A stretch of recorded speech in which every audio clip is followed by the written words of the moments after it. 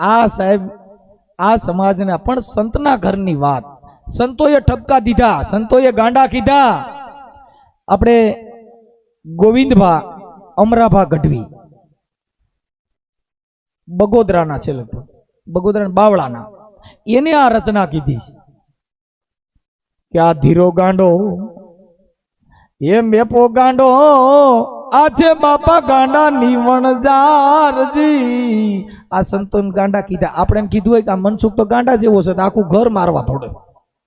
માર ધણીને ગાંડો કીધો.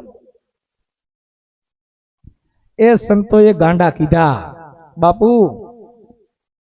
કે મીરા ગાંડી, એ સબરી ગાંડી, એ આ છે બધી ગાંડા નીવણ જારજી. એવો મારો પ્રીતમ નો પ્યાર રે બાપુ. એવો ભગવાન હારે પ્રેમ હોય તો આ જગત આને ગાંડા કીધા તોય મજા આવી.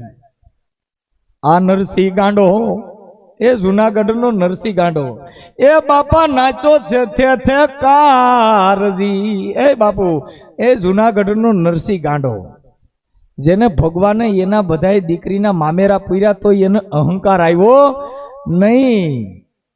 આ સાહેબ જગતે આને ગાંડા કીધા તો એને અહંકાર આવ્યો નહીં. પણ આપણે તો બાપુ પૂછડી અડાતું નથી ને આપણે ભગતિયું કરીશ. અમારા આજે અમારા ભાઈઓમાં મારા કાકાનો દીકરો છે ને કૂતરું હડકાયું કહ્યું રામોદ, મારા કાકાના છોકરા. એટલે મેં કીધું કે દાદાને ધા નાખવા જતો નહીં ને દવાખાને વિયો જાય છે.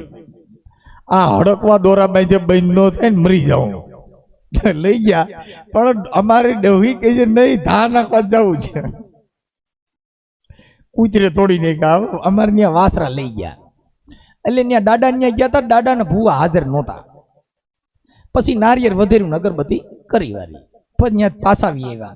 હવે હડકાયું કૂતર્યું આજે 7 જણે તોડી નાખ્યા. અમે રહી ગયા, નકર અમે નહીં બટકા ભરલા.